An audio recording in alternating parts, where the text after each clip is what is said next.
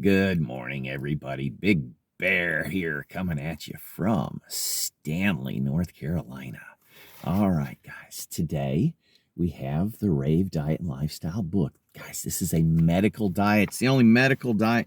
The only medical diets out there are whole food, plant-based. There's only a couple of them. It's like the China Study Solution. These take it to the nth degree. It's not, vegan is not good enough if you want to do health effects. If you're in it for the animals, vegan's good enough. But if you want to completely reverse some of these diseases like heart disease and type 2 diabetes and the inflammatory response in your body, you've got to take it a step further. And that's what these guys do. All right, here's some notes. Question: what about genetics? What about genetics? Genes load the gun. Lifestyle pulls the trigger, according to actually a lot of folks, and we agree. People like to blame diseases on their genes, but only a very small percentage of our major diseases are caused by genetics. If genes were important, we would simply not have the explosion of diseases that characterizes the American health landscape today. We are all born with a matrix of genes, which can make us more or less susceptible to a wide range of diseases. The bad genes, however, are almost always dormant and do not become active players unless the right conditions set them off. A bad diet and lifestyle will create those conditions. A healthy diet and lifestyle will keep bad genes quiet, and they will never trigger a disease. There are excuse me, there are also people who like to credit their good genes for their longevity. The Okinawans, for example, are known to have the longest disability-free life expectancy of any people in the world, and many Okinawans like to give credit to their genetic makeup. Yet all you have to do is look at younger Okinawans living near American military bases. Unlike their parents, they have adopted the American fast food culture, and as a result, they have Japan's highest rates of obesity, heart disease, and premature death.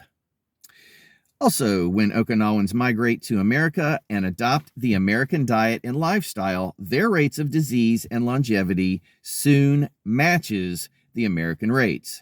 Most people see genes as immutable and unchanging. You're either doomed or saved by your genetic makeup. We're finding out now that this is not at all the true, and that diet and lifestyle can directly affect how your genes are expressed. Dr. Dean Ornish took a small group of men with early-stage prostate cancer and put them on a plant-based diet coupled with exercise. In just 3 months, the men had changes in activity in about 500 genes, including 48 that were turned on by the diet and exercise, and 452 that were turned off. Wow. As reported in MSNBC, June 16, 2008, ID number 251-99024. That's fascinating. I might research that further. Cigarette smoking alters the patterns of genes expressed in cells lining the airways. Some 97 genes were expressed differently than in people who had never smoked. A gene for a protein that regulates cholesterol is potentially lethal for smokers in terms of heart disease. But if you give up smoking and change to a healthy diet and lifestyle, the genetic predisposition for heart disease can be eliminated. Didn't say reduced. He said eliminated. All right. Women with the BRCA1 and BRCA2 genes have up to an 80% risk of developing breast cancer if they have a strong family history of breast cancer. Women carrying these genes who do not have a strong family history have only a 10% chance of developing breast cancer, or about the same as if they didn't have the bad gene at all. That's a whopping 800% variation in outcome, all depending on family history. What does family history mean? It means a history of diet and lifestyle that awakens the gene. That diet and lifestyle have a huge impact can be seen in the fact that women carrying the mutated BRCA1 gene are 60% less likely to have breast cancer if they were breastfed for more than a year. It's also been found that women carrying these genes can reduce their risks of breast cancer by up to 65% simply by losing weight. Conversely, it's been found that gaining 10 pounds increased their risk of developing cancer. If you start putting all the healthy diet and lifestyle factors together, you can put these genes to sleep quite simply. Even without this bad gene, women who just have a family history of breast cancer feel hopeless and are opting for double mastectomies as a prophylactic measure. I was thinking about this when I started reading this. I just feel... What they don't realize is that having both breasts removed does not reduce their risks of getting uterine cancer, liver cancer, lymph cancer, or a host of other cancers. And there are better ways to reduce their risks of getting breast cancer regardless of family history.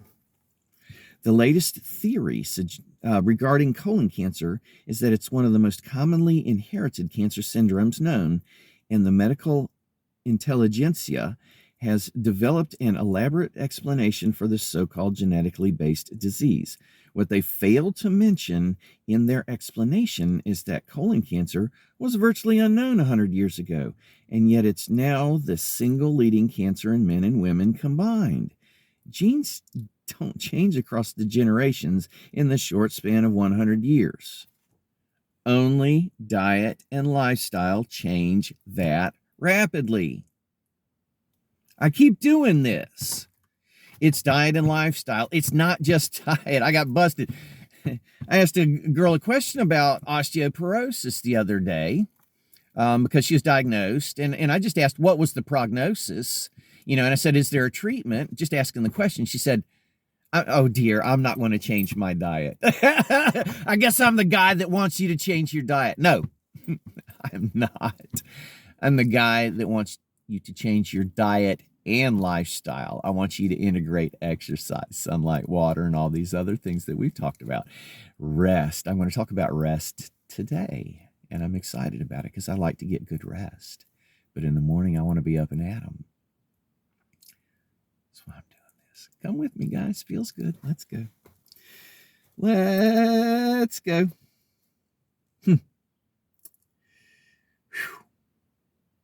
If you start putting all the healthy diet and lifestyle factors together, you can put these genes to sleep quite simply. All right, sorry. A recent study has shown that genetic links to cancers have been greatly exaggerated. And in fact, genetics is far less important to cancer than past studies and headlines have led people to believe. The study analyzed hundreds of other studies that claimed to have discovered genes that cause cancer. It found out that of 240 claimed associations between genes and cancer risk, in fact, only 2 genes actually had any significant correlation at all, or less than 1%. Another problem is the words association and correlation, because these are statistical artifacts which do not show causation.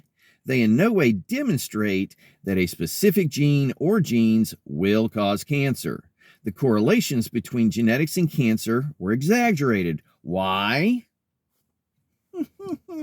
In this guy's opinion, he says, in my opinion, it was probably an attempt to elevate the importance of genes in the hope of getting research money because drug companies are targeting gene therapy as a new frontier for developing magic bullet drugs. They can then show success with these drugs by using relative rubber, it's in parentheses, using relative rubber numbers. The same gene disease link exaggeration is now happening across the board with other diseases, for example, Alzheimer's. The problem, of course, is that magic bullet treatments have never been successful in treating cancer or any other long-term degenerative disease, and never will be due to the nature of these diseases.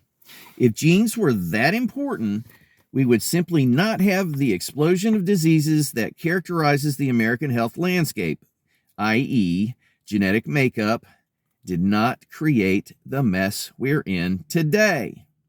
Many people are genetically susceptible to adult onset diabetes, for example.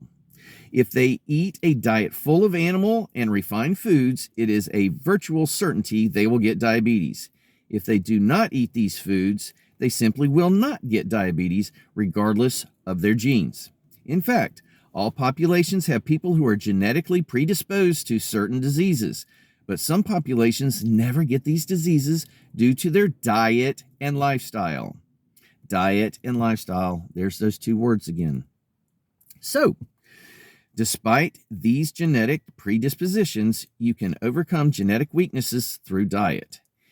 And if you never ate these harmful foods, you would never even know about your genetic predispositions. Heart disease and our common cancers were unknown in many countries throughout the world until the American diet was introduced to them. A typical response by cardiologists to the question, how can I prevent heart disease, is to answer, pick the right parents. Unfortunately, most cardiologists know more about bypass surgeries than they know about the cause of heart disease. In fact, it's almost 100% caused by diet. Genes are important, but often they give us a false sense of security. For example, a small percentage of the population has the ability to get rid of cholesterol very efficiently. Thus, they can eat all the meat they want and keep their total cholesterol levels below 150. And those people pushing high-fat diets will point to these people and argue that meat has nothing to do with cardiovascular disease. This is true for only a very tiny part of the population who are genetically blessed this way. On the other hand, heart disease is only one of many diseases that have been linked to animal and refined foods, and the ability to jettison large amounts of cholesterol from their bodies certainly does not keep them safe from these other diseases. Genes do matter, but people gamble on them, hoping their good genes will save them from a lifetime of nutritional abuse. At the other end of the spectrum, some people think they're doomed because they have a family history of a disease. Neither case is accurate, and to bet your life on your genes will be the biggest gamble you'll ever take. Don't count on grandpa's genes to save you from a self-destructive lifestyle. Most of us have nutritional time bombs ticking inside of us. If you're smart, you'll play the odds and change your diet to improve the quality of your life so you can, in fact, grow old gracefully with dignity without a regimen of debilitating drugs. And again, 13 minutes in, 2014-15, I was diagnosed with Crohn's disease. They had all their arsenal and army of drugs and procedures, and I was supposed to go for another colonoscopy like every 3 months.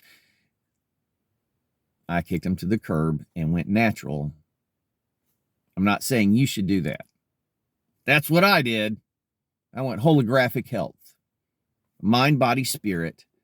I provided the correct environment for my body, and I've allowed it to heal itself over the past decade.